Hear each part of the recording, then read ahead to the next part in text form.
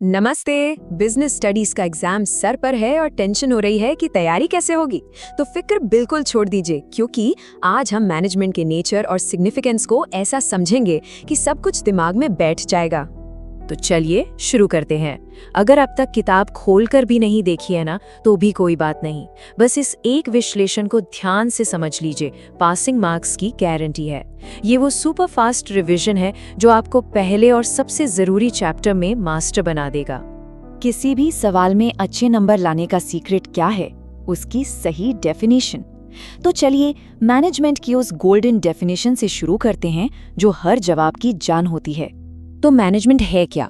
बहुत आसान शब्दों में, ये एक प्रोसेस है दूसरों से काम करवाने का, ताकि ऑर्गेनाइजेशन के गोल्स हासिल किए जा सकें। पर कैसे? दो बहुत ही जरूरी शब्दों पर ध्यान दीजिए, इफेक्टिवली और एफिशिएंटली। सारा खेल इन्हीं दो शब्दों का है। चलिए अगली स्लाइड में इनका मतलब समझते हैं। इन दोनों में फर्क याद रखने की एक बहुत ही मजेदार ट्रिक है।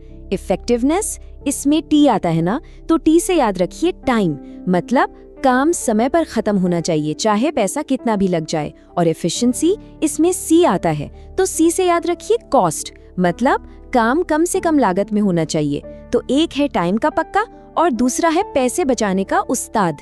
डेफिनेशन तो हो गई। अब बात करते हैं मैनेजमेंट की खासियतों की, उसके कैरेक्टरिस्टिक्स की। ये 7 पॉइंट्स हैं। इन्हें बस याद कर लीजिए, एग्जाम में लिखने के लिए ये एकदम परफेक्ट हैं। तो ये है वो 7 जादुई पॉइंट्स। पहला, मैनेजमेंट हमेशा एक लक्ष्य या गोल के लिए होता है। दूसरा, ये ऑल परवेसिव है, मतलब हर जगह मौजूद है। स्कूल हो, हॉस्पिटल हो या क्रिकेट टीम, मैनेजमेंट तो चाहिए ही। तीसरा, ये मल्टी डायमेंशनल है, इसमें काम, लोग और ऑपरेशंस सब मैनेज होता है। चौथा, ये एक कंटिन्यूअस प्रोसेस है जो कभी नहीं रुकता। पांचवा, ये एक ग्रुप एक्टिविटी है, अकेले का काम नहीं। छठा, ये डायनामिक है, यानी माहौल के हिसाब से बदलता रहता है। और आखिर में ये एक इनटैंजिबल फोर्स है, हवा की तरह, जो दिखती नहीं पर उसका असर हर जगह महसूस होता है। अच्छा, मैनेजमेंट की विशेषताएं तो समझ ली, पर एक सवाल है, मैनेजमेंट किया ही क्यों जाता है? इसके पीछे का मकसद क्या है? देखिए, मैनेजमेंट को ना 3 ऑब्जेक्टिव्स के बीच बैलेंस बनाकर चलना पड़ता है। पहला, ऑर्गेनाइजेशनल, यानी कंपनी के अपने लक्ष्य। दूसरा, सोशल, यानी समाज के प्रति जिम्मेदारी। और तीसरा, पर्सनल, यानी जो लोग कंपनी में काम कर रहे हैं उनकी अपनी जरूरतें। अब ऑर्गेनाइजेशनल ऑब्जेक्टिव्स के अंदर भी 3 सीढ़ियां हैं। सोचिए, एक नया स्टार्टअप है, उसका पहला मकसद क्या होगा? सर्वाइवल, मतलब बस बाजार में टिके रहना और अपने खर्चे निकालना। जब वो टिक जाता है तो दूसरा मकसद आता है प्रॉफिट कमाना, और जब प्रॉफिट भी होने लगता है तब आती है तीसरी सीढ़ी, ग्रोथ, यानी बिजनेस को और बड़ा बनाना, उसे फैलाना। अब आते हैं एक क्लासिक एग्जाम क्वेश्चन पर, मैनेजमेंट आखिर है क्या? ये एक आर्ट है, एक साइंस है या एक प्रोफेशन? चलिए इसकी पूरी पड़ताल करते हैं। तो क्या मैनेजमेंट एक साइंस है? हाँ, कुछ हद तक तो है, क्योंकि इसकी अपनी एक सिस्टमैटिक नॉलेज है, अपने प्रिंसिपल्स हैं। लेकिन ये फिजिक्स या केमिस्ट्री जैसा प्योर साइंस नहीं है। क्यों? क्योंकि मैनेजमेंट इंसानों से डील करता है, और इंसान कब कैसे रिएक्ट करेगा इसका कोई पक्का फॉर्मूला नहीं हो सकता। इसलिए इसे हम एक इनएग्जैक्ट साइंस कहते हैं। लेकिन दूसरी तरफ जब हम मैनेजमेंट को आर्ट से कंपेयर करते हैं तो ये बिल्कुल फिट बैठता है। इसमें थियोरी है जिसे हर मैनेजर अपने पर्सनल स्टाइल में इस्तेमाल करता है, और ये पूरी तरह से प्रैक्टिस और क्रिएटिविटी पर निर्भर करता है, बिल्कुल एक आर्टिस्ट की तरह। तो नतीजा क्या निकला? नतीजा ये है कि मैनेजमेंट दोनों का एक कमाल का मिक्सचर है। ये एक ऐसी कला है जो साइंस के ऑर्गेनाइज्ड ज्ञान का इस्तेमाल करती है, मतलब ज्ञान साइंस का, पर उसे लागू करने का तरीका बिल्कुल कलाकारी वाला। चलिए अब समझते हैं कि किसी भी ऑर्गेनाइजेशन के अंदर की सीढ़ी को, जिसे हम कहते हैं लेवल्स ऑफ मैनेजमेंट, इसको एक पिरामिड की तरह समझिए। सबसे ऊपर टॉप लेवल, यहाँ होते हैं सीईओ, प्रेसिडेंट, मतलब बड़े लोग जो पूरी कंपनी की दिशा और लक्ष्य तय करते हैं। बीच में आता है मिडिल लेवल, डिपार्टमेंट मैनेजर्स, ये टॉप और लोअर लेवल के बीच एक पुल की तरह काम करते हैं। और सबसे नीचे होता है सुपरवाइजरी या ऑपरेशनल लेवल, फोरमैन, सुपरवाइजर, ये वो लोग हैं जो सीधा रॉक फोर्स से काम करवाते हैं। और आखिर में बात करते हैं मैनेजमेंट के उस सीक्रेट मसाले की, उस एक चीज की जो इन सब को आपस में जोड़ कर रखती है। इस एक शब्द को अपने दिमाग में बैठा लीजिए, कोऑर्डिनेशन, यानी समन्वय। जैसे एक बेहतरीन डिश के लिए मसाला जरूरी है, वैसे ही मैनेजमेंट का सार, उसकी आत्मा है कोऑर्डिनेशन। कोऑर्डिनेशन के बिना अलग अलग डिपार्टमेंट्स और लोग अलग अलग दिशाओं में भागेंगे। नतीजा सिर्फ कंफ्यूजन और गोल कभी हासिल नहीं होगा। कोऑर्डिनेशन ही वो धागा है जो सबके एफर्ट्स को एक साथ पिरोता है ताकि ऑर्गेनाइजेशन का लक्ष्य हासिल हो सके। इसीलिए ये मैनेजमेंट के हर फंक्शन और हर लेवल के लिए जरूरी है। तो अगर मैनेजमेंट विज्ञान के साथ लागू की जाने वाली एक कला है, तो एक आखिरी सवाल ये है कि वो कौन सी चीज है जो एक अच्छे मैनेजर को एक महान मैनेजर से अलग करती है। इस सवाल पर सोचिएगा जरूर। तो कभी सोचा है कि हजारों लोगों वाली बड़ी बड़ी कंपनियां आखिर चलती कैसे हैं? मतलब बिना किसी टोटल केओस के। आज हम मैनेजमेंट के उन 2 दिग्गजों के बनाए नियमों को समझने वाले हैं जिन्होंने इस केओस को ऑर्डर में बदलना सिखाया। और हमारा मकसद सिर्फ रटना नहीं है, बल्कि इन कॉन्सेप्ट्स को ऐसे समझना है कि वो हमेशा के लिए दिमाग में बैठ जाएं। तो आज का हमारा सफर कैसा रहेगा? सबसे पहले देखेंगे कि आखिर मैनेजमेंट में नियमों की जरूरत ही क्या है। फिर मिलेंगे 2 बड़े विचारकों फेयोल और टेलर से, दोनों की सोच को कंपेयर करेंगे और अंत में ये पता लगाएंगे कि भाई 100 साल पुरानी बातें आज भी इतनी काम की क्यों हैं। ऑलराइट, तो चलिए शुरू करते हैं।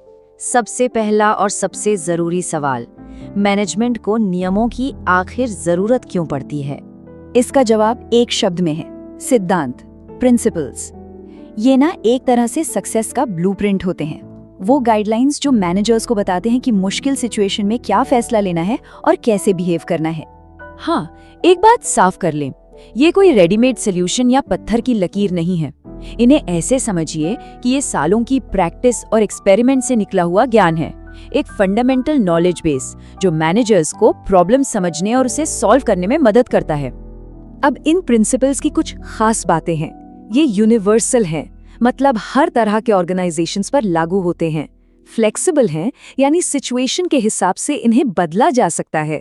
ये इंसानी बिहेवियर को गाइड करते हैं और इनका एप्लीकेशन वो हालात पर डिपेंड करता है।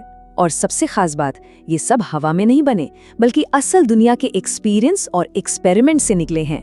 मतलब ये एक फ्लेक्सिबल टूल किट है, कोई रिजिड रूल बुक नहीं।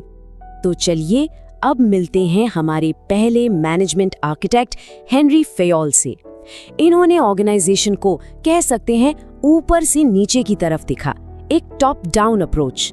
इसे ऐसे समझिए, फेयोल एक आर्किटेक्ट की तरह थे जिनका फोकस टॉप लेवल मैनेजमेंट पर था।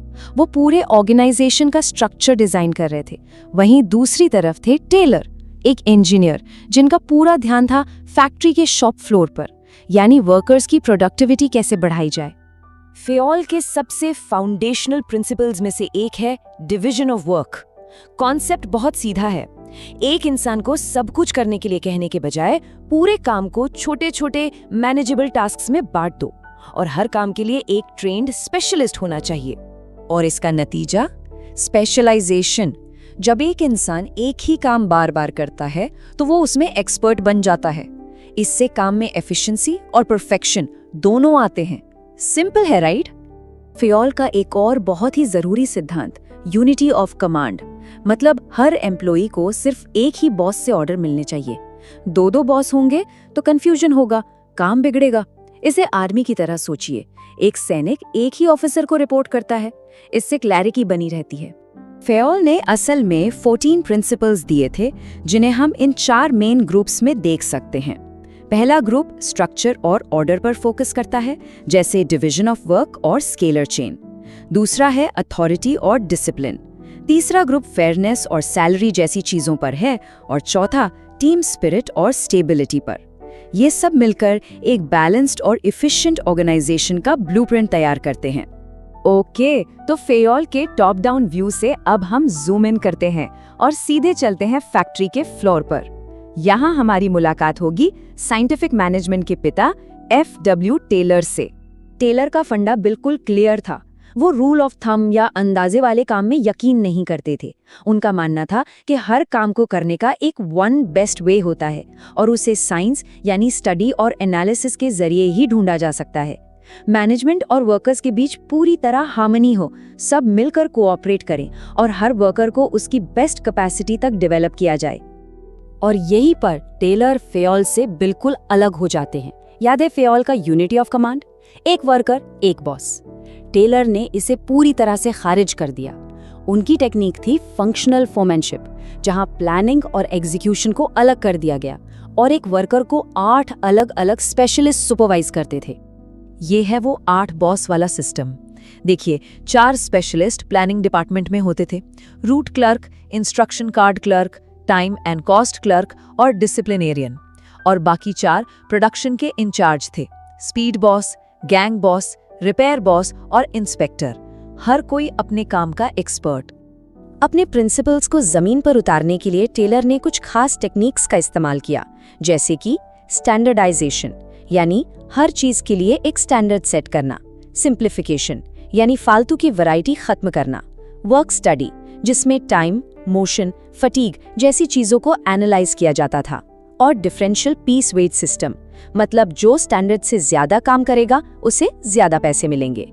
तो अब हमारे पास 2 अलग अलग नजरिए हैं, फेयोल द आर्किटेक्ट और टेलर द इंजीनियर। चलिए दोनों की सोच को साइड बाय साइड रखकर देखते हैं। देखिए, फर्क साफ है। फेयोल का पर्सपेक्टिव टॉप लेवल मैनेजमेंट का था, टेलर का शॉप फ्लोर का। फेयोल यूनिटी ऑफ कमांड के कट्टर समर्थक थे, जबकि टेलर ने इसे अपनी फंक्शनल फोरमैनशिप से वायलेट किया। फेयोल के प्रिंसिपल्स यूनिवर्सली लागू होते हैं, वहीं टेलर के तरीके कुछ खास सिचुएशंस के लिए हैं। पर एक बात कॉमन थी, दोनों का मकसद ऑर्गेनाइजेशन की एफिशिएंसी को मैक्सिमाइज करना था। रास्ते अलग, मंजिल एक।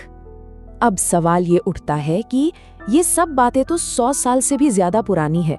आज की दुनिया में जहां एआई और मशीन लर्निंग की बात हो रही है, क्या इन सिद्धांतों की कोई जगह है? क्या ये आज भी मायने रखते हैं? जवाब है बिल्कुल। आज आप कोई भी मैनेजमेंट की किताब उठा लीजिए, कोई भी एमबीए कोर्स देख लीजिए, उनकी नींव में आपको फेयोल और टेलर के यही विचार मिलेंगे। ये आज भी मैनेजमेंट ट्रेनिंग, एजुकेशन और रिसर्च का बेस है। जैसे फेयोल का ये प्रिंसिपल देखिए, संगठन का हित किसी भी एक व्यक्ति के हित से ऊपर होना चाहिए। यही तो आज की कॉर्पोरेट दुनिया में टीम वर्क और एथिक्स का आधार है। कंपनी फर्स्ट वाली जो सोच है वो यहीं से तो आई है। बस अपने आसपास देखिए, किसी फास्ट फूड रेस्टोरेंट की किचन, किसी कार की असेंबली लाइन या यहाँ तक कि एक स्कूल को चलाने का तरीका, हर जगह आपको फेयोल और टेलर की विरासत दिखेगी, जो आज भी केओस को ऑर्डर में बदल रही है। इससे एक बात तो साबित होती है कि इंसानी मेहनत को ऑर्गेनाइज करने के अच्छे आइडियाज कभी पुराने नहीं होते। तो अगली बार जब किसी बड़े ऑर्गेनाइजेशन को मक्खन की तरह चलते हुए देखें, तो क्या आप पर्दे के पीछे काम कर रहे इन सिद्धांतों को पहचान पाएंगे?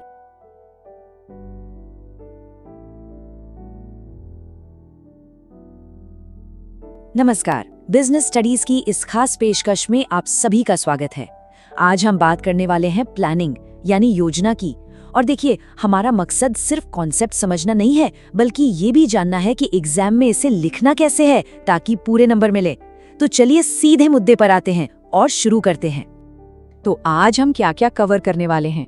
सबसे पहले समझेंगे कि प्लानिंग होती क्या है, फिर इसकी 7 स्टेप्स वाली प्रोसेस को देखेंगे, उसके बाद इसके फायदे और नुकसान पर बात करेंगे, और आखिर में जानेंगे कि कितने तरह के प्लान्स होते हैं, मतलब एग्जाम के लिए पूरा पैकेज। चलिए सबसे पहले और सबसे जरूरी सवाल से शुरू करते हैं, आखिर ये प्लानिंग है क्या? क्योंकि किसी भी टॉपिक को अच्छे से समझने के लिए उसकी जड़ को पकड़ना बहुत जरूरी होता है। प्लानिंग का मतलब बहुत ही सीधा है, एडवांस में सोचना। आप कहीं घूमने जाने का प्लान बना रहे हो या कोई कंपनी अपना नया फोन लॉन्च कर रही हो, असल में हर कोई बस इन 4 सवालों का जवाब ढूंढ रहा होता है। क्या करना है, कब करना है, कैसे करना है, और हाँ, करेगा कौन। बस यही तो है प्लानिंग का सार। ये जो लाइन है ना, ये प्लानिंग की सबसे अच्छी और सबसे आसान परिभाषा है। सोचिए, प्लानिंग एक पुल की तरह है, एक ब्रिज जो हमें वहां ले जाता है जहां हम पहुंचना चाहते हैं, उस जगह से जहां हम आज खड़े हैं। ये आज की हकीकत को कल के सपने से जोड़ती है। अच्छा, तो प्लानिंग की कुछ खास बातें क्या हैं? देखिए, ये हमेशा भविष्य की ओर देखती है, मतलब फ्यूचरिस्टिक होती है। इसमें हमें कई ऑप्शन में से एक चुनना पड़ता है, तो ये एक दिमागी कसरत भी है। और ये सिर्फ टॉप लेवल पर नहीं, बल्कि हर जगह, हर लेवल पर जरूरी है। और सबसे बड़ी बात, ये कभी खत्म नहीं होती। एक प्लान खत्म तो दूसरा शुरू। तो अब आते हैं प्लानिंग प्रोसेस पर, और इसको याद रखने की एक जबरदस्त ट्रिक है, एक निमोनिक, SDIEF। इसे नोट कर लीजिए क्योंकि ये एग्जाम के लिए बहुत जरूरी है। और हाँ, एक बात गांठ बांध लीजिए, इन स्टेप्स का क्रम, इनका ऑर्डर कभी नहीं बदल सकता। तो ये काम कैसे करता है? मान लीजिए हमारा लक्ष्य है एग्जाम में 90% से ज्यादा स्कोर करना। ये हो गया पहला स्टेप। फिर हम कुछ अंदाजे लगाते हैं, जैसे कि शायद कोई सब्जेक्ट मुश्किल हो सकता है। अब हम अलग अलग रास्ते सोचते हैं, जैसे ग्रुप स्टडी करें या कोचिंग ज्वाइन कर लें। फिर हर रास्ते के प्लस माइनस पॉइंट्स देखते हैं, सबसे अच्छा वाला चुनते हैं, उस पर काम शुरू करते हैं और आखिर में देखते रहते हैं कि सब प्लान के मुताबिक हो रहा है या नहीं। है ना सिंपल? देखिए, प्लानिंग बहुत जरूरी है, इसमें कोई शक नहीं। लेकिन ऐसा भी नहीं है कि इसके सिर्फ फायदे ही फायदे हैं। हर सिक्के के दो पहलू होते हैं। तो चलिए अब इसके दोनों पक्षों को समझते हैं। यहाँ एक बड़ा मजेदार पॉइंट है। एक तरफ प्लानिंग हमें एक साफ रास्ता दिखाती है, लेकिन दूसरी तरफ इसमें समय और पैसा दोनों खूब लगते हैं। और कभी-कभी ये हमें इतना बांध देती है कि हम बदलते माहौल के साथ बदल नहीं पाते। ये क्रिएटिविटी वाला पॉइंट तो और भी दिलचस्प है। जो मैनेजर प्लान बना रहा है वो तो अपनी क्रिएटिविटी दिखा रहा है, लेकिन जो टीम उसे फॉलो कर रही है उसकी क्रिएटिविटी तो खत्म हो जाती है ना। चलिए अब हम आ गए हैं अपने आखिरी और सबसे अहम हिस्से पर। यहाँ हम प्लान्स के अलग अलग प्रकारों को समझेंगे और उन्हें याद रखने के लिए एक और शानदार निमोनिक का इस्तेमाल करेंगे, PPPROMBS। ये केस स्टडीज में बहुत काम आने वाला है। तो फर्क बहुत सीधा सा है। सिंगल यूज प्लान होते हैं एक बार के इस्तेमाल के लिए, जैसे किसी शादी का बजट, काम खत्म प्लान खत्म। दूसरी तरफ है स्टैंडिंग प्लान, जो बार बार इस्तेमाल होते हैं, जैसे किसी स्कूल के एडमिशन के नियम। ये लंबे समय तक चलते रहते हैं। ये स्लाइड केस स्टडीज के लिए खजाना है, बस आपको कीवर्ड्स पकड़ने हैं। अगर कहीं आखिरी मंजिल की बात हो तो वो ऑब्जेक्टिव है, कंपटीशन को हराने की बात हो तो वो स्ट्रेटजी है, नो रिफंड जैसी जनरल गाइडलाइन पॉलिसी है, और step by step process procedure है। नो स्मोकिंग एक सख्त रूल है। कहीं भी नंबर या आंकड़े दिखे तो वो बजट है, और प्रोग्राम तो इन सबका बाप है, एक बड़ा प्लान जिसमें बाकी छोटे छोटे प्लान्स शामिल होते हैं। तो आज की इस पूरी चर्चा को इस एक सवाल के साथ खत्म करते हैं। हमने ये तो समझ लिया कि प्लानिंग अनिश्चितता को कम करती है, लेकिन क्या ये सच में सफलता की गारंटी है? ये सवाल हमें याद दिलाता है कि प्लानिंग एक टूल है, कोई जादू की छड़ी नहीं। मैनेजमेंट की दुनिया में एक शानदार प्लान बना लेना ये तो बस आधा काम हुआ। असली जीत तो तब है जब वो प्लान सच में काम करे, हकीकत बने। आज हम उसी ताकत को समझने वाले हैं जिसे कहते हैं कंट्रोलिंग। अच्छा, तो हम क्या क्या देखने वाले हैं? सबसे पहले समझेंगे कि कंट्रोलिंग आखिर है क्या, फिर ये इतना जरूरी क्यों है, इस पर बात करेंगे। उसके बाद इसकी पूरी 5 स्टेप की प्रोसेस को देखेंगे और आखिर में ये भी जानेंगे कि प्लानिंग और इसका क्या कनेक्शन है। तो सबसे पहले ये समझते हैं कि मैनेजमेंट में कंट्रोलिंग शब्द का असल मतलब क्या है। जरा सोचिए, आपने एक जबरदस्त प्लान बना लिया, बिल्कुल परफेक्ट। अब आगे क्या? देखिए, प्लान तो एक नक्शे जैसा होता है जो बताता है कि मंजिल कहाँ है, पर सिर्फ नक्शा जेब में होने से तो बात नहीं बनती है ना। ये भी तो देखना पड़ेगा कि हम सही रास्ते पर चल भी रहे हैं या नहीं। और बस यहीं पर एंट्री होती है कंट्रोलिंग की। सीधे साधे शब्दों में कहें तो कंट्रोलिंग का मतलब है ये चेक करना कि जो काम हो रहा है वो प्लान के हिसाब से हो भी रहा है या नहीं, और अगर कहीं कोई गड़बड़ है, कोई डिविएशन है, तो उसे ठीक करना। बस इतनी सी बात है। ये एक ऐसी सीधी परिभाषा है जिसे आप कहीं भी आसानी से समझा सकते हैं। अब कंट्रोलिंग की एक बहुत ही दिलचस्प बात है, ये एक ही वक्त पर पीछे भी देखती है और आगे भी। मतलब ये एक तरह का पोस्टमार्टम भी है, ये देखने के लिए कि अतीत में क्या सही हुआ और क्या गलत, और साथ ही ये उन्हीं गलतियों से सीखकर भविष्य के लिए रास्ता भी बनाती है। तो ये बैकवर्ड लुकिंग भी है और फॉरवर्ड लुकिंग भी।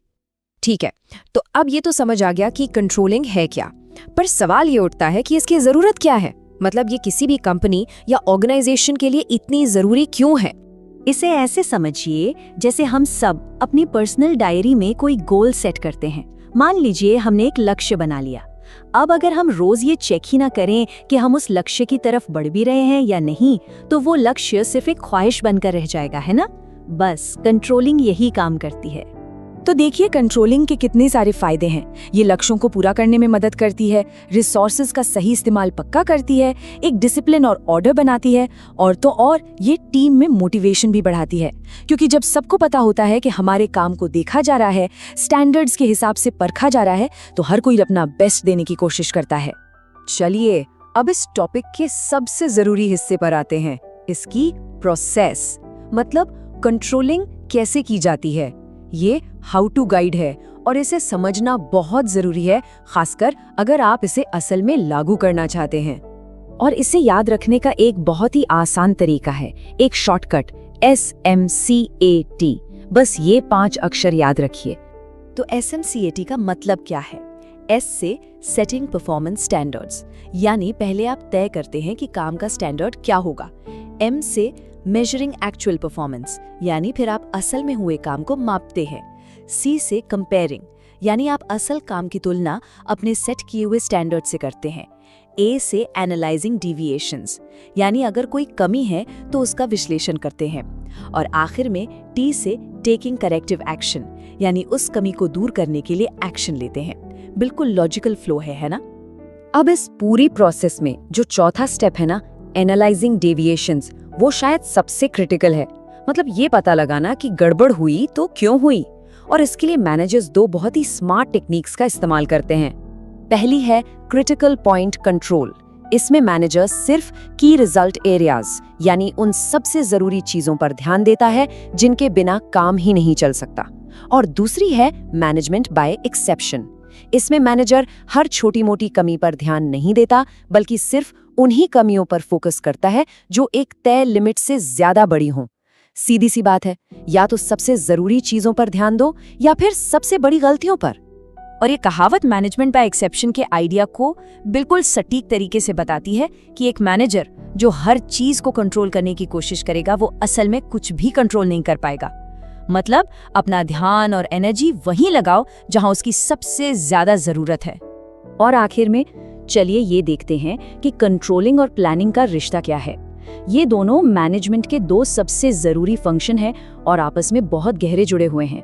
कहते हैं ना, एक ही सिक्के के 2 पहलू। प्लानिंग और कंट्रोलिंग बिल्कुल वैसी ही हैं। एक के बिना दूसरा अधूरा है, बिल्कुल बेमतलब। ये दोनों एक दूसरे पर निर्भर करते हैं, एक साइकिल की तरह। प्लानिंग बताती है कि कंट्रोल क्या करना है और कंट्रोलिंग बताती है कि प्लानिंग कितनी अच्छी थी। जरा सोचिए, अगर प्लानिंग तो कर ली पर कंट्रोलिंग नहीं की तो क्या होगा? वो प्लान तो बस कागज पर ही रह जाएगा, है ना, बिल्कुल बेमतलब। और दूसरी तरफ अगर कंट्रोलिंग करने चले हैं पर कोई प्लान ही नहीं है तो आप दिशाहीन हैं। आप किस आधार पर जांचेंगे कि काम सही हो रहा है या नहीं? कुछ मापने के लिए है ही नहीं। और ये सब बातें हमें एक बहुत ही जरूरी सवाल पर लाकर छोड़ देती हैं। क्या कोई भी प्लान सच में तब तक पूरा माना जा सकता है जब तक उसे कंट्रोल करने का सिस्टम तैयार ना हो? शायद नहीं। शायद प्लानिंग करते वक्त ही ये सोचना जरूरी है कि उसे कंट्रोल कैसे किया जाएगा। इन दोनों को अलग करके देखा ही नहीं जा सकता। सोचिए, आपके पास एक जबरदस्त बिजनेस प्लान है, सब कुछ कागज पर एकदम परफेक्ट, लेकिन अब उस कागज के प्लान को एक असल चलती फिरती सांस लेती हुई कंपनी में कैसे बदला जाए? बस इसी सवाल का जवाब है ऑर्गेनाइजिंग। आज हम ऑर्गेनाइजिंग को इस तरह से समझेंगे कि न सिर्फ कॉन्सेप्ट एकदम क्रिस्टल क्लियर हो जाए, बल्कि एग्जाम में लिखने के लिए सारे पॉइंट्स भी तैयार हो जाएं। तो इस पूरे सफर को आसान बनाने के लिए हमने इसे 5 हिस्सों में बांट दिया है। पहले हम समझेंगे कि प्लान से एक्शन तक कैसे पहुंचा जाता है, फिर ऑर्गेनाइजिंग का पूरा ब्लूप्रिंट देखेंगे, कंपनी के लिए सही स्ट्रक्चर चुनेंगे, लोगों की भूमिका को समझेंगे और आखिर में जानेंगे कि पावर और जिम्मेदारी कैसे बांटी जाती है। चलिए शुरू करते हैं। तो ठीक है, आपके हाथ में वो एकदम परफेक्ट वाला प्लान है, पर उसे हकीकत बनाने का जो पहला कदम है ना, वो है ऑर्गेनाइजिंग। लेकिन ये फैंसी सा शब्द ऑर्गेनाइजिंग आखिर है क्या भला? तो देखिए, ऑर्गेनाइजिंग को एक बहुत बड़े पजल की तरह समझ सकते हैं हम। सबसे पहले आप सारे कामों को पहचानते हैं, फिर एक जैसे काम को एक साथ ग्रुप करते हैं। मान लीजिए आपकी जूते बनाने की कंपनी है। क्या एक ही इंसान डिजाइनिंग, प्रोडक्शन, मार्केटिंग और सेल्स सब कुछ अकेले कर सकता है? बिल्कुल नहीं। इसीलिए हम काम को बांटते हैं। अच्छा, सिलाई कढ़ाई का सारा काम प्रोडक्शन डिपार्टमेंट देखेगा और बेचने का सारा काम सेल्स डिपार्टमेंट। बस यही ऑर्गेनाइजिंग का मूल मंत्र है। तो ये तो समझ आ गया कि ऑर्गेनाइजिंग क्या है। अब आते हैं सबसे जरूरी सवाल पर, कि इसे कैसे किया जाता है। ये ठीक वैसा ही है जैसे कोई इमारत बनाने से पहले उसका एक आर्किटेक्चरल ब्लूप्रिंट तैयार करना। हर चीज की अपनी एक तय जगह होती है, और मजे की बात यह है कि इस ब्लूप्रिंट को बनाने का एक बहुत ही आसान सा फॉर्मूला है। इस पूरी प्रक्रिया को हम 4 आसान से कदमों में समझ सकते हैं। पहला, काम को पहचानो। दूसरा, उसके विभाग बनाओ। तीसरा, सही इंसान को सही कर्तव्य सौंपो। और चौथा, ये तय करो कि किसके पास क्या अधिकार होगा। बस ये 4 कदम किसी भी ऑर्गेनाइजेशन की नींव रख देते हैं। चलिए जरा इन्हें एक एक करके देखते हैं। पहला कदम, काम को पहचानना और बांटना। मतलब हमें करना क्या क्या है उसकी एक लिस्ट बनाकर उसे छोटे छोटे मैनेजेबल कामों में तोड़ना। इसके बाद दूसरा कदम है विभागीकरण। मतलब एक जैसे कामों को एक साथ रख के उनके डिपार्टमेंट्स बना देना, जैसे प्रोडक्शन डिपार्टमेंट, सेल्स डिपार्टमेंट। फिर आता है तीसरा कदम, कर्तव्यों का निर्धारण। यहाँ हम ये तय करते हैं कि भाई कौन सा काम कौन करेगा, उसकी स्किल्स और काबिलियत के हिसाब से। और आखिर में सबसे जरूरी, रिपोर्टिंग संबंध स्थापित करना, यानी एक साफ सुथरा ढांचा बनाना कि कौन किसे रिपोर्ट करेगा, कौन किसका बॉस होगा। अब सवाल ये उठता है कि इतनी मेहनत करनी क्यों है, क्या फायदा है इसका? तो सुनिए, सबसे बड़ा फायदा है स्पेशलाइजेशन। जब कोई एक ही काम बार बार करता है ना, तो वो उसमें एक्सपर्ट बन जाता है। इससे कंफ्यूजन खत्म होता है। सबको पता होता है कि उनका बॉस कौन है और उन्हें करना क्या है। कंपनी के रिसोर्सेज, मतलब पैसा और समय, बर्बाद नहीं होते। और सबसे जरूरी बात, ये कंपनी को भविष्य में बढ़ने और नए बदलावों के लिए हमेशा तैयार रखता है। अच्छा, तो अब नींव तैयार है। अब बारी है इमारत का डिजाइन चुनने की। इसी को हम कहते हैं ऑर्गेनाइजेशनल स्ट्रक्चर। मोटे तौर पर कंपनियों में 2 तरह के डिजाइन पॉपुलर हैं, एक फंक्शनल और दूसरा डिविजनल। चलिए समझते हैं कि इनमें क्या फर्क है और कौन सा बेहतर है। इसे एक सिंपल उदाहरण से समझते हैं। देखिए, फंक्शनल स्ट्रक्चर में हम काम के हिसाब से टीमें बनाते हैं। एक मार्केटिंग टीम, एक फाइनेंस टीम, एक प्रोडक्शन टीम। ये तब बेस्ट काम करता है जब आपकी कंपनी सिर्फ 1 या 2 प्रोडक्ट बनाती हो। लेकिन अगर आपकी कंपनी साबुन भी बनाती है, शैम्पू भी और क्रीम भी, तो डिविजनल स्ट्रक्चर ज्यादा बेहतर है। इसमें क्या होता है कि हर प्रोडक्ट लाइन का अपना एक छोटा सा बिजनेस बन जाता है। एक कॉस्मेटिक्स डिवीजन, एक सोप डिवीजन, और सबके अपने अपने मैनेजर। फंक्शनल स्ट्रक्चर का सबसे बड़ा फायदा है विशेषज्ञता। मार्केटिंग वाले सिर्फ मार्केटिंग में बेस्ट हो जाते हैं, प्रोडक्शन वाले प्रोडक्शन में। लेकिन इसका एक क्लासिक नुकसान भी है। कभी कभी ये डिपार्टमेंट अपनी अपनी दुनिया में खो जाते हैं। मार्केटिंग टीम को सिर्फ अपनी परवाह होती है, फाइनेंस को अपनी।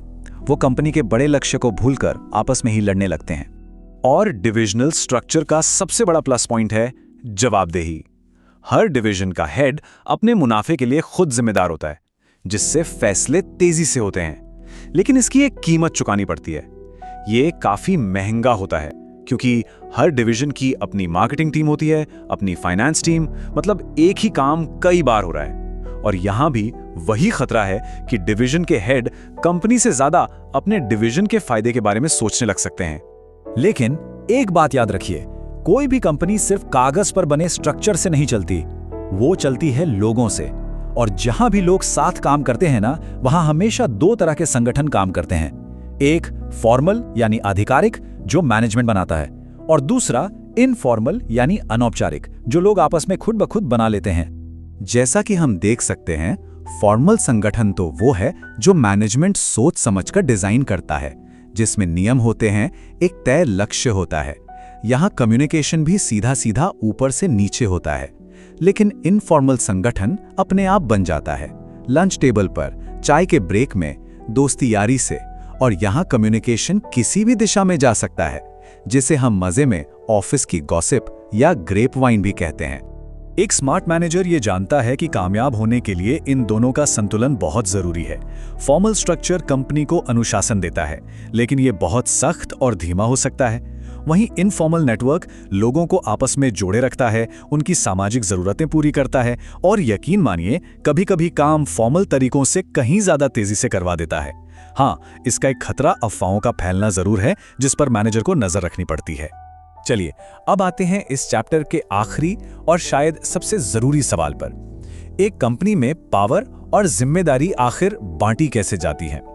इसे समझने के लिए हमें 2 शब्दों को बहुत अच्छे से जानना होगा, डेलीगेशन और डिसेंट्रलाइजेशन। डेलीगेशन का सीधा सा मतलब है काम बांटना।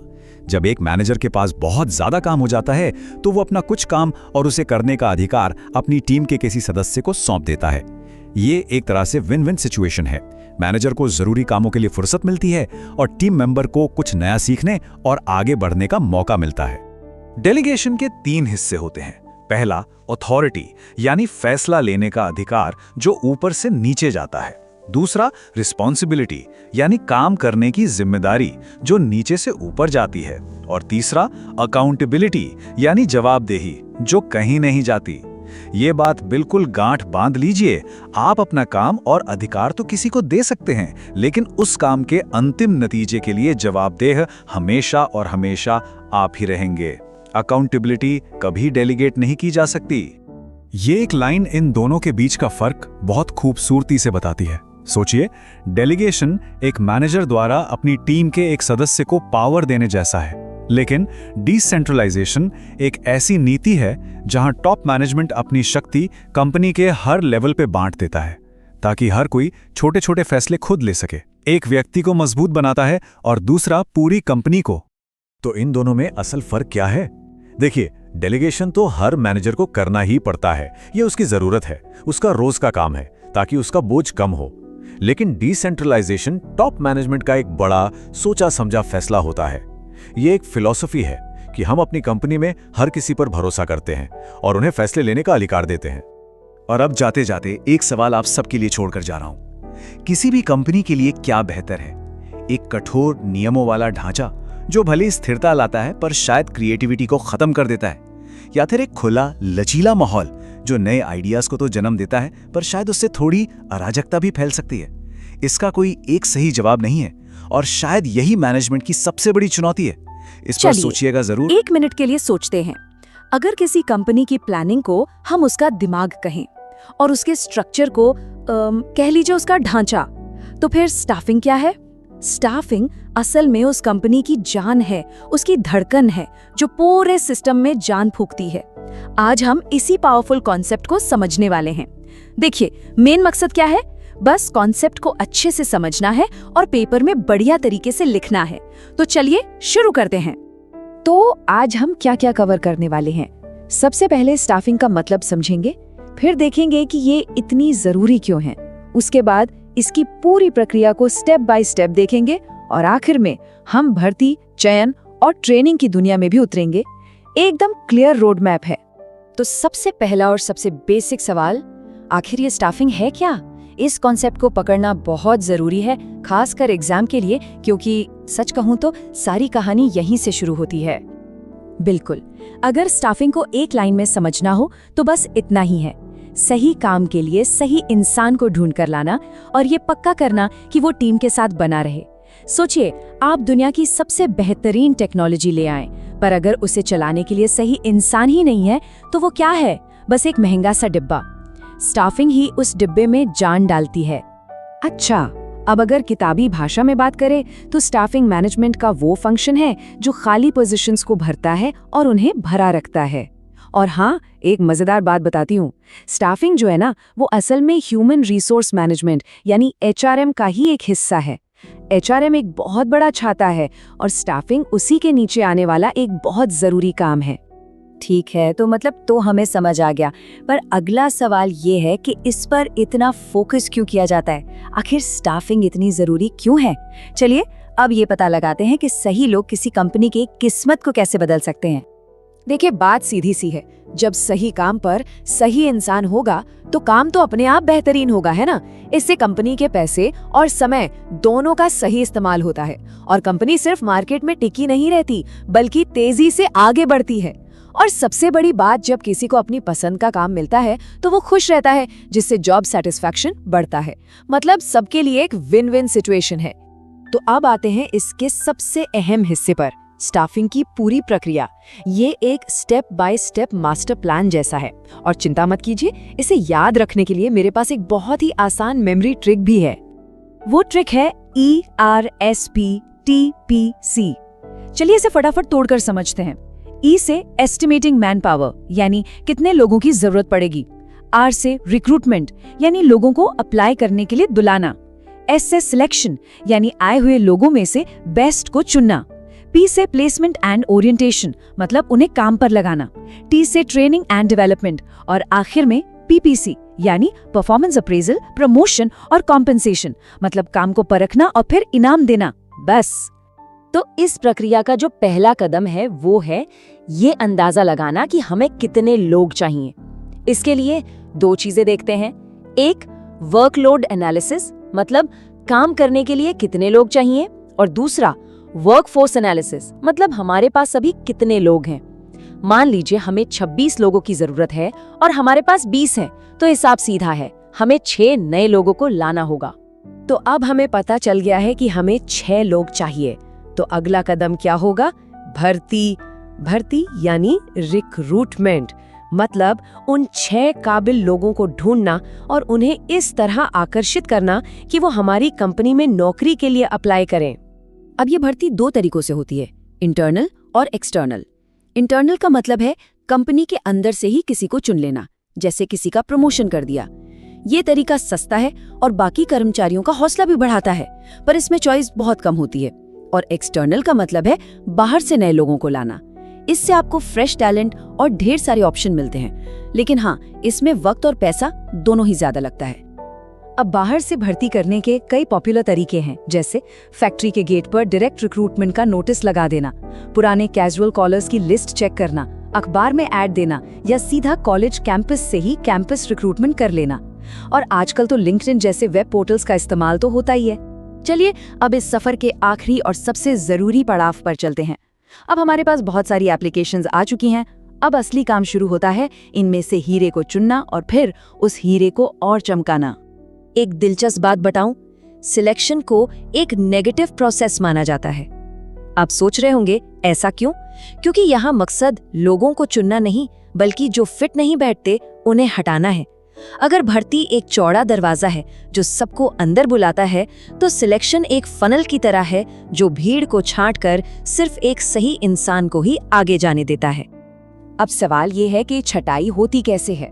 इसके लिए होते हैं कई तरह के टेस्ट, जिन्हें हम याद रखने के लिए मजेदार तरीके से पैटी टेस्ट कह सकते हैं। P से पर्सनालिटी टेस्ट, ये देखने के लिए कि कोई प्रेशर में कैसा परफॉर्म करता है। A से एप्टीट्यूड टेस्ट, यानी कोई नई चीजें कितनी जल्दी सीख सकता है। T से ट्रेड टेस्ट, यानी उसे पहले से कितना काम आता है। और I से इंटेलिजेंस टेस्ट, यानी उसका IQ लेवल कैसा है। इसके साथ साथ एक इंटरेस्ट टेस्ट भी होता है, ताकि ये पता चले कि उस इंसान को काम में मजा भी आएगा या नहीं। तो मान लीजिए सबसे अच्छा उम्मीदवार चुन लिया गया है, पर क्या कहानी यहीं खत्म हो जाती है? नहीं, अब उन्हें काम के लिए तैयार कैसे किया जाता है? इसका जवाब है ट्रेनिंग और डेवलपमेंट। ट्रेनिंग के 2 मेन तरीके हैं। पहला, ऑन द जॉब, मतलब काम करते करते सीखना, जैसे इंटर्नशिप में होता है। दूसरा है ऑफ द जॉब, मतलब काम से दूर एक अलग माहौल में सीखना। इसका एक बहुत बढ़िया उदाहरण है वेस्टिब्यूल ट्रेनिंग। सोचिए, किसी को सीधे असली प्लेन उड़ाने को देने से पहले एक सिम्युलेटर पर ट्रेनिंग दी जाती है ना, बस ये वही है। और आखिर में ये सारी मेहनत, ये पूरी प्रक्रिया बस एक ही चीज के लिए है, एक ऐसी टीम बनाना जो सिर्फ काबिल ना हो, बल्कि जिसमें जोश भी हो और जो मिलकर कंपनी को आगे ले जाए। याद रखिए, स्टाफिंग सिर्फ खाली सीटें भरना नहीं है, ये कंपनी के भविष्य पर लगाया गया सबसे बड़ा दांव है। और ये पूरी चर्चा हमें एक बहुत बड़े सवाल पर लाकर छोड़ देती है। जिस तेजी से AI और टेक्नोलॉजी सब कुछ बदल रही है, आने वाले कल की कंपनियों को असल में किस तरह के लोगों की जरूरत होगी, कौन से स्किल्स होंगे जो सबसे ज्यादा कीमती माने जाएंगे, इस पर जरूर सोचिएगा। हमारे साथ जुड़ने के लिए बहुत बहुत शुक्रिया। तो आज हम बात करने वाले हैं बिजनेस एनवायरनमेंट के बारे में। ये एक ऐसा टॉपिक है ना, जिससे अगर आपने ठीक से समझ लिया तो बस कॉन्सेप्ट भी क्लियर हो जाएगा और एग्जाम में लिखने में भी बहुत आसानी होगी। हम उन अदृश्य ताकतों की बात करेंगे जो किसी भी कंपनी के कंट्रोल से तो बाहर होती हैं, लेकिन उसकी कामयाबी या नाकामयाबी तय कर देती हैं। तो चलिए शुरू करते हैं। अच्छा, जरा सोचिए, अचानक से हुई तेज बारिश, मार्केट में आया एक नया कॉम्पिटिटर और सरकार की कोई नई पॉलिसी। इन तीनों में क्या कनेक्शन हो सकता है? सुनने में तो ये तीनों बिल्कुल अलग अलग बातें लगती है ना, पर सच तो ये है कि ये सब एक ही धागे से जुड़ी हैं और ये मिलकर किसी भी बिजनेस को बना भी सकती हैं और बिगाड़ भी सकती हैं। तो देखिए, आज हम क्या क्या कवर करने वाले हैं। सबसे पहले समझेंगे कि ये बिजनेस एनवायरनमेंट आखिर है क्या, फिर देखेंगे इसकी खासियतें क्या क्या हैं, इसे समझना इतना ज़रूरी क्यों है, इसके 5 सबसे ज़रूरी हिस्से कौन से हैं, और आखिर में एक रियल लाइफ केस स्टडी से समझेंगे कि ये सब असल में काम कैसे करता है। तो सबसे पहला और बेसिक सवाल, ये बिजनेस एनवायरनमेंट आखिर होता क्या है? अगर बिल्कुल आसान भाषा में कहूँ तो ये वो सारी अदृश्य ताकतें हैं जो आपके बिजनेस पर लगातार अपना असर डालती रहती हैं। तो इसकी किताबी परिभाषा है उन सभी लोगों, संस्थाओं और दूसरी ताकतों का टोटल जो एक बिजनेस के कंट्रोल से बाहर है लेकिन उसकी परफॉर्मेंस पर असर डाल सकती हैं। मतलब आपके कस्टमर्स, सरकार की पॉलिसी, मार्केट के नए नए ट्रेंड्स, अरे कोविड जैसी महामारी भी, ये सब बिजनेस एनवायरनमेंट का ही हिस्सा हैं। सोचिए, आपने दुकान खोली और अचानक बारिश आ गई, कोई कस्टमर ही नहीं आया। अब बारिश आपके हाथ में तो नहीं थी, पर आपके बिजनेस पर असर तो पड़ गया ना। बस यही है बिजनेस एनवायरनमेंट। अच्छा, अब ये जो बिजनेस एनवायरनमेंट है ना, इसकी अपनी एक पर्सनैलिटी होती है, अपनी कुछ खासियतें। चलिए एक एक करके इसकी पर्सनैलिटी को डिकोड करते हैं। देखिए, इसमें 2 तरह की ताकतें होती हैं। एक होती है स्पेसिफिक और दूसरी जनरल। स्पेसिफिक फोर्सेस वो हैं जिनका असर सीधा सीधा सिर्फ आपके बिजनेस पर पड़ेगा। जैसे मान लीजिए आपका कोई बड़ा कस्टमर आपको छोड़कर आपके कॉम्पिटिटर के पास चला गया। वहीं जनरल फोर्सेस वो होती हैं जिनका असर पूरी इंडस्ट्री पर, मतलब सब पर एक साथ पड़ता है। जैसे सरकार ने जीएसटी लागू कर दिया या फिर इंटरनेट सस्ता हो गया, तो इसका फायदा तो सभी ऑनलाइन बिजनेस को हुआ ना। इसकी एक और बड़ी खासियत है कि ये डायनामिक है, मतलब ये भाई साहब कभी एक जैसा नहीं रहता, ये लगातार बदलता रहता है। जो स्ट्रैटेजी आज काम कर रही है जरूरी नहीं कि कल भी काम करे। और हाँ, ये अनसर्टन भी है, मतलब अनिश्चित। आप 100% यकीन के साथ नहीं कह सकते कि कल क्या होने वाला है। ये बिल्कुल मौसम के पूर्वानुमान जैसा है। कई बार भविष्यवाणी होती है कि बारिश होगी, पर धूप निकल आती है। बिजनेस में भी ऐसा ही होता है।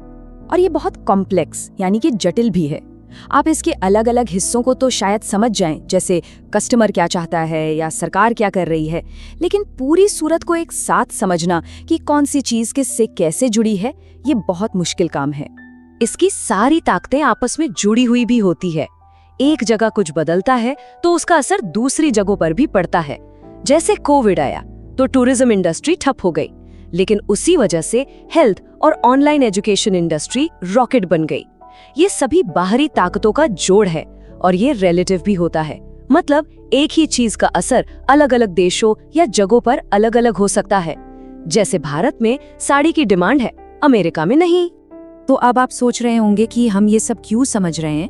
भाई इसलिए समझ रहे हैं क्योंकि ये सिर्फ एक किताबी कॉन्सेप्ट नहीं है। ये बिजनेस के सर्वाइवल का, उसे बचाने और आगे बढ़ाने का एक बहुत जरूरी टूल है। जो इसे समझ गया वो गेम जीत गया। देखिए, जो स्मार्ट मैनेजर या बिजनेस मालिक होते हैं ना, वो लगातार इस माहौल को स्कैन करते रहते हैं। इससे उन्हें मौके यानी अपॉर्चुनिटीज और खतरे यानी थ्रेट्स दोनों का पता चल जाता है।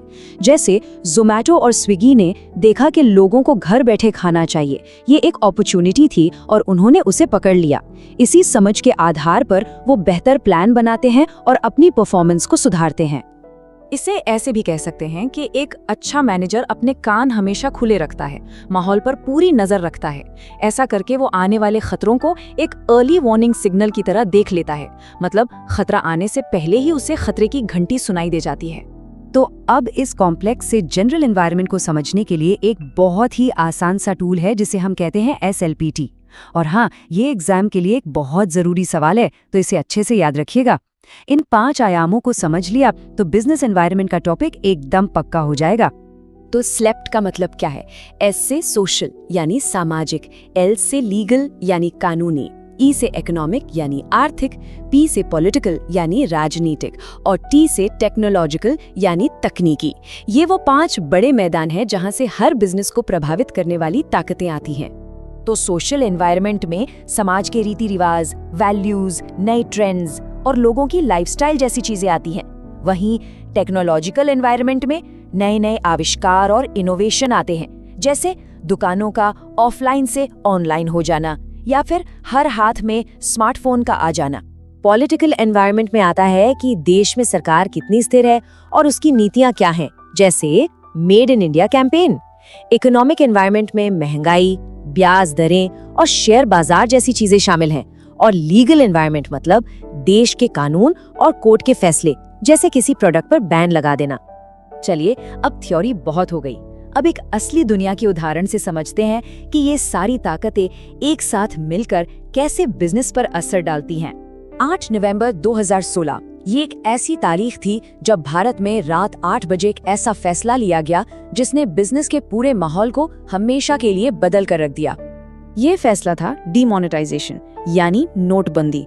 इसका सीधा सा मतलब था कि सरकार ने एक करेंसी के लीगल टेंडर यानी कानूनी मुद्रा होने का दर्जा खत्म कर दिया। उस रात 500 और 1000 रुपए के नोट अब बस कागज के टुकड़े रह गए थे। सरकार ने इस फैसले के पीछे कई लक्ष्य बताए थे, जैसे भ्रष्टाचार और काले धन को रोकना, ज्यादा से ज्यादा लोगों को टैक्स के दायरे में लाना, देश को एक कैश लाइट इकोनॉमी बनाना, मतलब डिजिटल पेमेंट को बढ़ावा देना, और लोगों की बचत को फॉर्मल बैंकिंग सिस्टम में लाना। और इस एक घटना में आप एसएलपी की सभी ताकतों को एक साथ काम करते हुए देख सकते हैं। ये एक पॉलिटिकल फैसला था जिसे लीगल आदेश के जरिए लागू किया गया। इसका देश पर बहुत जबरदस्त इकोनॉमिक असर हुआ। इसने लोगों के पैसे खर्च करने के तरीकों में एक बड़ा सोशल बदलाव ला दिया और पेटीएम जैसी डिजिटल पेमेंट टेक्नोलॉजी को तो एक जबरदस्त बूस्ट ही दे दिया। तो अब आखिर में एक सवाल आपके लिए, इन 5 बड़ी ताकतों सोशल, लीगल, इकोनॉमिक, पॉलिटिकल और टेक्नोलॉजिकल में से आपको क्या लगता है कौन सी एक ताकत अगले 5 सालों में दुनिया को सबसे ज्यादा बदलेगी? इस पे जरूर सोचेगा। आज हम बात करने वाले हैं उस कानून की जो बाजार में एक ग्राहक के तौर पर हमारी ढाल बनता है। ये है कंज्यूमर प्रोटेक्शन एक्ट 2019। हम इसे इतने सिंपल तरीके से समझेंगे कि ये सिर्फ रोजमर्रा की जिंदगी में ही काम नहीं आएगा, बल्कि अगर इसे कहीं लिखने की जरूरत पड़े तो सारे कॉन्सेप्ट्स एकदम क्रिस्टल क्लियर होंगे। चलिए समझते हैं कि ये कानून हमारी रक्षा कैसे करता है। हम सबने कभी ना कभी ऐसा महसूस किया है ना? कोई चीज खरीदी और वो वैसी बिल्कुल नहीं निकली जैसा एड में दिखाया गया था, या कोई नया नवेला गैजेट लिया और वो कुछ ही दिनों में जवाब दे गया। हम सब इस सिचुएशन से गुजरे हैं और बस यहीं से इस कानून की जरूरत समझ में आती है। देखिए, ग्राहकों को एक्सप्लॉइट करने के तरीके कई हैं। झूठे विज्ञापन दिखाकर, खतरनाक प्रोडक्ट्स बेचकर, खाने पीने की चीजों में मिलावट करके या फिर कालाबाजारी करके। ये सब अनफेयर ट्रेड प्रैक्टिस कहलाती हैं और इन्हीं सब से हम सबको बचाने के लिए ये एक्ट बनाया गया है। तो इस पूरे कानून को समझने के लिए हमने इसे 5 हिस्सों में बांट दिया है। सबसे पहले ये जानेंगे कि आखिर इस प्रोटेक्शन की जरूरत ही क्यों है। फिर हम अपने अधिकारों और जिम्मेदारियों का टूल किट देखेंगे। इसके बाद बात होगी कि एक्शन कौन ले सकता है, न्याय के लिए कहाँ जाना है, और आखिर में जब जीत मिलती है तो क्या क्या राहत मिल सकती है। चलिए सबसे पहले और सबसे बेसिक सवाल से शुरू करते हैं। इस प्रोटेक्शन की जरूरत क्यों पड़ी, और ये सिर्फ ग्राहकों के लिए नहीं बल्कि बिजनेस के लिए भी क्यों जरूरी है? आइए दोनों तरफ से देखते हैं।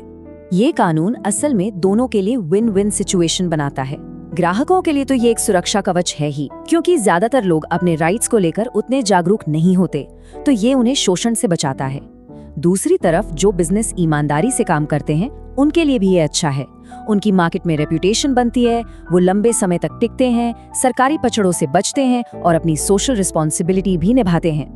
अब आते हैं सेक्शन 2 पर, कंज्यूमर का टूल किट। ये कानून हमें कुछ बहुत ही पावरफुल टूल्स देता है जिन्हें हम कहते हैं हमारे अधिकार। तो चलिए एक एक करके हमारे 6 बेसिक राइट्स को समझते हैं।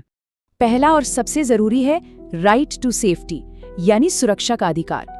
इसका मतलब है कि हर ग्राहक को ऐसे प्रोडक्ट से बचाया जाना चाहिए जो उसकी जान, सेहत या प्रॉपर्टी के लिए खतरनाक हो सकते हैं। सोचिए, कोई घटिया क्वालिटी का इलेक्ट्रॉनिक सामान घर में आग लगा दे या मिलावटी खाना खाकर कोई बीमार पड़ जाए। ये अधिकार ऐसी ही सिचुएशंस में प्रोटेक्शन देता है। दूसरा है राइट टू बी इन्फॉर्म्ड। जब भी कोई प्रोडक्ट खरीदा जाता है तो उस पर पूरी जानकारी होनी चाहिए। उसकी कीमत क्या है, कब बना, कब तक इस्तेमाल कर सकते हैं, उसमें क्या क्या मिला है, ये सब जानना हमारा अधिकार है ताकि हम एक सोचा समझा फैसला ले सकें। इसके बाद आता है राइट टू बी हर्ड, यानी सुनवाई का अधिकार। अगर कोई ग्राहक किसी प्रोडक्ट या सर्विस से खुश नहीं है तो उसकी बात सुनी जानी चाहिए।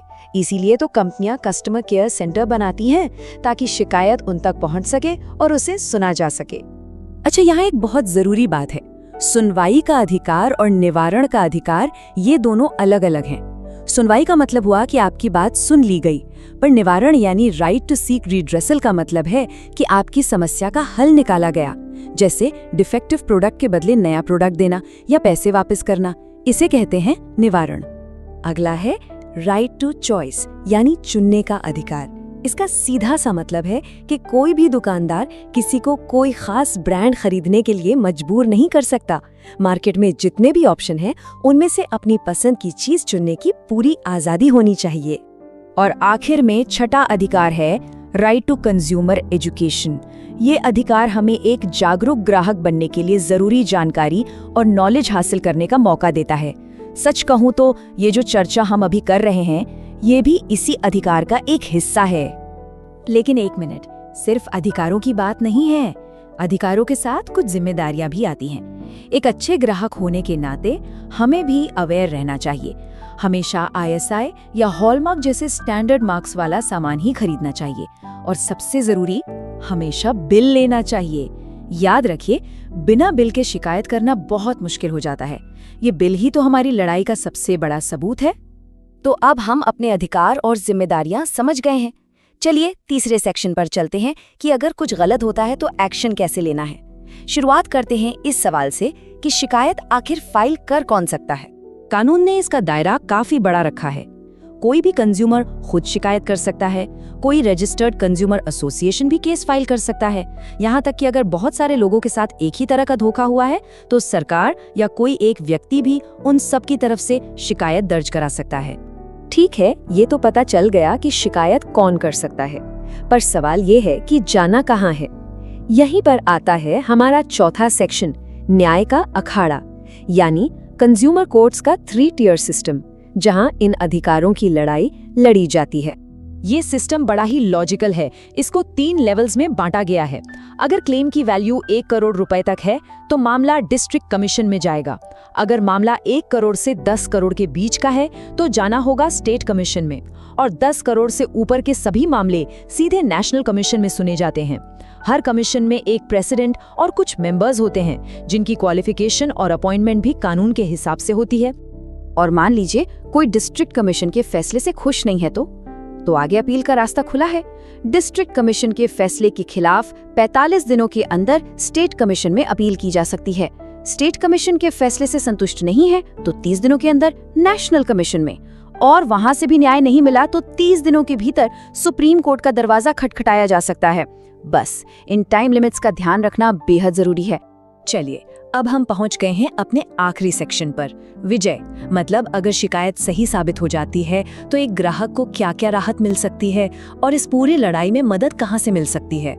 कोर्ट कई तरह के ऑर्डर पास कर सकता है, जैसे कि खराब सामान को ठीक करने या बदलने का ऑर्डर। चुकाई गई कीमत वापस दिलाई जा सकती है। अगर किसी को नुकसान हुआ है तो उसके लिए मुआवजा भी मिल सकता है। इतना ही नहीं, कोर्ट कंपनी को वो गलत काम बंद करने और केस में हुए कानूनी खर्चे का भुगतान करने का आदेश भी दे सकता है। और हाँ, इस लड़ाई में ग्राहक अकेला नहीं है। कई कंज्यूमर ऑर्गेनाइजेशंस और NGOs भी हैं जो मदद के लिए आगे आते हैं। ये संगठन लोगों को उनके अधिकारों के बारे में बताते हैं, प्रोडक्ट्स की लैब टेस्टिंग करवाते हैं और जरूरत पड़ने पर कानूनी मदद भी मुहैया कराते हैं। आखिर में पूरी बात इस एक विचार पर आकर टिक जाती है। ये कोर्ट बिल्कुल सही कहता है कि कोई भी बिजनेस समाज के रिसोर्सेज का इस्तेमाल करता है तो उसकी जिम्मेदारी भी समाज के प्रति बनती है। अपने ग्राहकों के अधिकारों की रक्षा करना उनकी सोशल रिस्पॉन्सिबिलिटी का ही एक हिस्सा है, और लंबे समय में ये बिजनेस के अपने ही हित में होता है। तो अब जब ये पूरा ढांचा और कानून हमारे सामने साफ है, असली सवाल ये है कि इस जानकारी का इस्तेमाल करके एक ज्यादा जागरूक और मजबूत कंज्यूमर बनने की दिशा में हमारा पहला कदम क्या होना चाहिए। इस पर सोचना जरूरी है।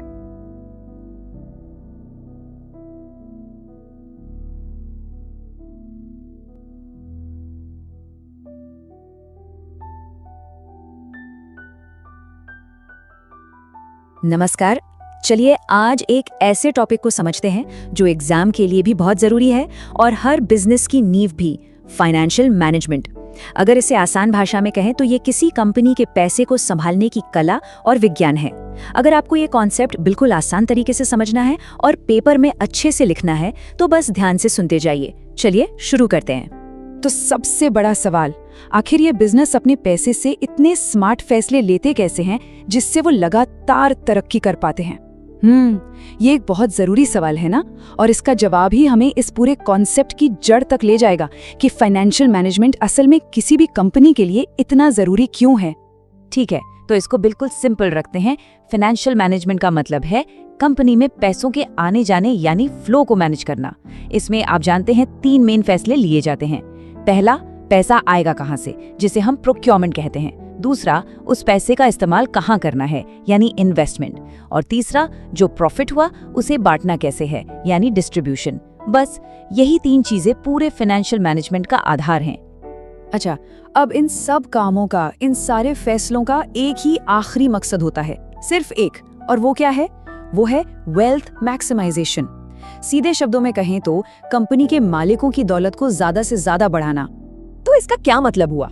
मतलब ये कि सबसे जरूरी चीज है कि मालिक को सबसे ज्यादा फायदा पहुंचे। और कंपनी का मालिक कौन होता है? Share holder. बिल्कुल सही।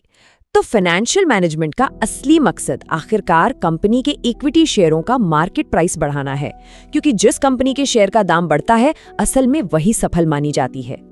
ठीक है, तो लक्ष्य तो एकदम साफ हो गया, वेल्थ को मैक्सिमाइज करना है। पर अब सवाल ये है कि इस लक्ष्य तक पहुंचेंगे कैसे? इसके लिए एक फाइनेंशियल मैनेजर 3 तरह के अहम फैसले लेता है। तो यहाँ पर ये एकदम साफ दिख रहा है। सबसे पहले फाइनेंसिंग डिसीजन, पैसा कहाँ से आएगा, क्या हम कर्ज लेंगे या मालिकों से पैसा लेंगे।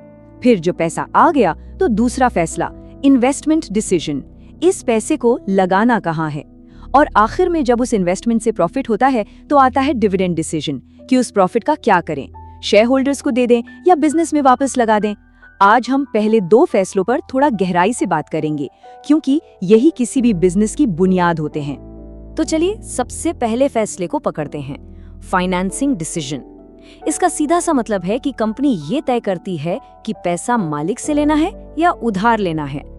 यहीं पर असली खेल शुरू होता है। देखिए, डेट और इक्विटी के बीच का बैलेंस। डेट यानी कर्ज सस्ता तो पड़ता है, लेकिन इसमें रिस्क बहुत है। क्यों? क्योंकि आपको इंटरेस्ट तो देना ही पड़ेगा, चाहे कंपनी को फायदा हो या नुकसान। दूसरी तरफ है इक्विटी। ये महंगी है पर रिस्क कम है, कोई फिक्स्ड पेमेंट की टेंशन नहीं। लेकिन इसका एक बड़ा नुकसान है, कंपनी का कंट्रोल डाइल्यूट हो जाता है, मतलब नए शेयर होल्डर्स में बंट जाता है। चलो मान लेते हैं पैसा आ गया, अब अगला लॉजिकल स्टेप क्या होगा? सवाल ये है कि इस पैसे को इन्वेस्ट कहाँ करें ताकि कंपनी लंबे समय तक तरक्की कर सके। जब कोई कंपनी फिक्स्ड एसेट्स में लंबे समय के लिए इन्वेस्ट करती है, सोचिए जैसे एक नई फैक्ट्री खोलना या एक पूरी नई प्रोडक्ट लाइन लॉन्च करना, तो इस फैसले को कहते हैं कैपिटल बजटिंग। और ये कोई छोटे मोटे फैसले नहीं होते हैं, ये बहुत बड़े हाई स्टेक फैसले होते हैं जिन्हें आसानी से बदला नहीं जा सकता, और ये कंपनी का भविष्य तय करते हैं। तो इतना बड़ा फैसला लेने से पहले जाहिर है कुछ चीजें चेक करनी पड़ती हैं। 4 खास बातें। एग्जाम के लिए इसको CRRI से याद रख सकते हैं। पहला C, प्रोजेक्ट से कैश फ्लो कितना आएगा। फिर R, रिटर्न ऑन इन्वेस्टमेंट यानी ROI कितना मिलेगा। फिर एक और R, इसमें रिस्क कितना शामिल है। और आखिर में I, कंपनी के इन्वेस्टमेंट क्राइटेरिया क्या हैं। इन सब पर सोचना बहुत जरूरी है।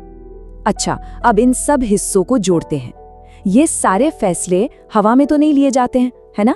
इन सब को गाइड करने के लिए एक फाइनेंशियल ब्लूप्रिंट होता है, जिसे हम कहते हैं कैपिटल स्ट्रक्चर यानी पूंजी संरचना। कैपिटल स्ट्रक्चर का मतलब बहुत सिंपल है, ये कंपनी के टोटल फंड्स का मिक्स है। मतलब कितना पैसा डेट से आया है और कितना इक्विटी से। पूरा गेम इसी मिक्स को, इसी बैलेंस को सही करने का है। और इस परफेक्ट बैलेंस को ढूंढने के लिए एक बहुत ही पावरफुल टूल है, इसका नाम है फाइनेंशियल लेवरेज। कुछ लोग इसे ट्रेडिंग ऑन इक्विटी भी कहते हैं। बेसिकली ये डेट यानी उधार के पैसे का इस्तेमाल करके शेयर होल्डर्स के रिटर्न को एम्प्लीफाई करने यानी बढ़ाने का एक तरीका है।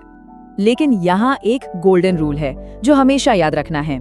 ज्यादा डेट लेने से आपकी कमाई तभी बढ़ेगी जब आपका रिटर्न ऑन इन्वेस्टमेंट आपके इंटरेस्ट रेट से ज्यादा हो। मतलब आप उधार लिए पैसे से जितना कमा रहे हैं वो उस पर दिए जाने वाले ब्याज से ज्यादा होना चाहिए। सिंपल। तो इस सब का निचोड़ क्या है? सिंपल, डेट तभी आपका दोस्त है जब इन्वेस्टमेंट से होने वाला फायदा उसको लेने की लागत यानी इंटरेस्ट से ज्यादा हो। यही फाइनेंशियल मैनेजमेंट का एक कोर प्रिंसिपल है। और जाते जाते एक सवाल आपके लिए छोड़ जाते हैं। सोचिएगा कि एक बढ़ती हुई कंपनी के लिए बड़ा रिस्क क्या है? जरूरत से ज्यादा कर्ज ले लेना या ग्रोथ का मौका सामने होने पर जरूरत के हिसाब से कर्ज ना लेना? इस पर जरूर सोचना।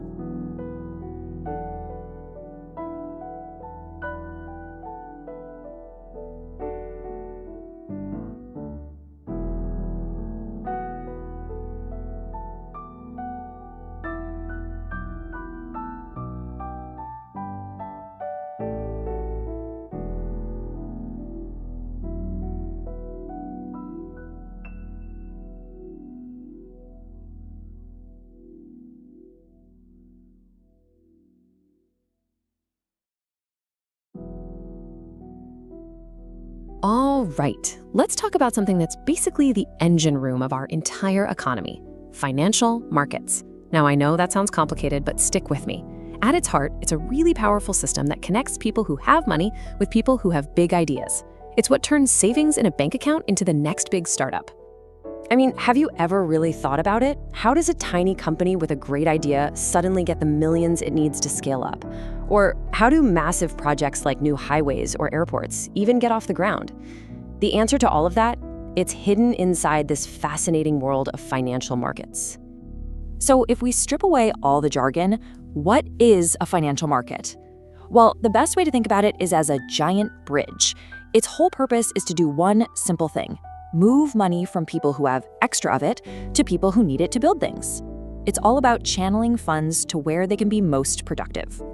So on one end of that bridge, you've got people like you and me, households. We work, we pay our bills, and hopefully we have a little bit of money left over. Those are our savings. We are the ones with a surplus. And then, way over on the other side of the bridge, you've got the businesses, the entrepreneurs, the big corporations. They have the ideas, the plans to build factories, hire people, and create new products, but they need capital to make it all happen. They have a deficit of funds. And that's the magic. The financial market is that bridge connecting the two. Now, you might be thinking, hey, wait a minute, isn't that what a bank does? And you're absolutely right. Banks are a huge piece of this puzzle. But financial markets often create a more direct link, letting savers put their money straight into companies they're excited about. At the end of the day, they're both doing that same vital job, getting money moving. Okay, so let's get a little deeper. Not all financial needs are the same, right? A company might just need some cash for a couple of months to handle its day-to-day operations, but another company might be planning a huge expansion that's going to take a decade. This difference is so important that it actually splits the financial market in two. And here they are, the money market and the capital market. The money market is all about the short term. We're talking less than a year. This is where big institutions like banks and corporations go to manage their daily cash flow. It's generally safer, which means the returns are usually lower. Then you have the capital market. This is the one you've probably heard more about. It's for long-term goals, things that take more than a year. This is where stocks and bonds live. And guess what? Everyone, including you, can participate here. Because the time frame is longer, there's usually higher risk, but also the potential for much higher returns. Here's a super simple way to remember it. The money market is for today's problems. The capital market, that's for building tomorrow's dreams. So let's zoom in on that capital market. When a company decides it needs to raise money for the long haul, how does it actually do it? Well, it happens in two distinct stages, which are almost like two different marketplaces. The key difference here is all about new versus used. Think about it like buying a car. The primary market is like going directly to the car factory to buy a brand new car. The company creates brand new shares for the very first time. This is what happens in an IPO, and sells them. Your money goes straight to the company. But what happens after that? Well, that's the secondary market. This is like the used car market. Here, investors are just trading those existing shares among themselves. The company doesn't get any money from these sales, it's just you selling your car to another person. That's the core difference. So how does this all actually work now, in the real world? You can throw away those old pictures of traders yelling and throwing paper around on a stock exchange floor. Today, the entire system is digital, and it's way more accessible than you might think. The one thing that made all of this possible is a concept called dematerialization, or just DMAT for short. Honestly, this was a total game changer. It simply means they took all those old physical paper share certificates and converted them into a digital electronic format. Now, everything you own is held securely in a special DMAT account. Just like that, massive problems like theft, forgery, and endless paperwork just vanished. And because it's all digital, the process of actually trading is super straightforward. First, you just pick a broker you like and open up that DMAT account. Then, you log in and place your order. I want to buy 10 shares of this company. Your broker system then goes out, finds a seller on the exchange, and executes the trade for you. And finally, the whole thing gets settled and the shares or the cash show up in your account. Simple as that. Now, that final settlement step works on a really predictable schedule called the T+2 cycle. It's easy to understand. T is the day of the transaction, the day you clicked buy or sell. Then, the exchange takes a day to process everything, which is T+1. And finally, on T+2, so 2 business days after your trade, it's all official. The shares are in your DMAT account or the money is in your bank account. Okay, so we've got billions of dollars flying around digitally every single day. That sounds a little risky, right? How do you make sure the whole system is fair and nobody's cheating? Well, just like in any big game, you need a referee, a really powerful one. In India, that referee is SEBI, the Securities and Exchange Board of India. Think of them as the ultimate market watchdog. Their entire job is to make sure the market is fair, efficient, and most importantly, a safe place for regular investors to put their money. And what does SEBI actually do? You can boil it down to 3 main jobs. First, they develop the market. They work on educating investors and training people to help the market grow in a healthy way. Second, they regulate it. They're the ones who write the rulebook for everyone involved. And third, they protect us. They are the shield that stands between everyday investors and bad actors trying to commit fraud or manipulate prices. Now, SEBI was around before this, but 1992 was the year everything changed. This was when the Indian Parliament officially gave SEBI legal, statutory powers. Basically, this is the moment the watchdog got its teeth. It gave SEBI the real power it needed to enforce the rules and become the strong, effective regulator it is today. So there you have it. It all starts with a simple bridge connecting people with savings to people with dreams. From there, it splits into markets for short-term and long-term needs. We've seen how modern trading works digitally and who the referee is that keeps it all fair. At the end of the day, the financial market is a platform for all of us to participate in the growth of our economy. It turns our individual savings into our collective progress. The only question left is, what role are you going to play? Hey everyone, today we're diving into a really critical function of management that turns all those big plans into actual reality: directing. Now, if you're studying business, you absolutely have to get this concept down, not just to understand it, but so you can write a fantastic answer when it really counts. So let's get right into it and see why directing is the real engine of any organization. Okay, picture this. You've done all the planning. You've built out the whole organization. You've got your departments, your roles, everything. You've even done the staffing, so you've got the right people in the right seats. But there's a huge problem. All the pieces are on the chessboard, but the game just hasn't started. The engine is perfectly built, but nobody has turned the key. That's the million-dollar question, right? How do you get people to actually start working towards the goals you've laid out? Well, the answer is the 4th function of management: directing. This is the spark that finally ignites that engine. To really get a handle on this, here's our game plan. We'll kick things off with what directing actually is. Then we'll break it down into its 4 main elements. After that, we'll take a closer look at motivation, leadership, and communication. And of course, we'll wrap it all up with the single most important thing you need to remember. All right, let's start with the absolute basics. Think of all the stuff that comes before this: planning, organizing, staffing, as setting the stage. You're building the foundation. Directing, though, is where the show actually begins. It's the function where the real work finally gets started. So, here's the bottom line. Directing is all about people. It's the human element of management. At its core, it's about guiding your team, making sure they know what the goals are, and empowering them to do their absolute best. It covers everything from supervising day-to-day work to inspiring your team to hit those big company-wide objectives. Now, for your exams, these 4 features are gold. First, directing initiates action. It's basically the starting gun for any project.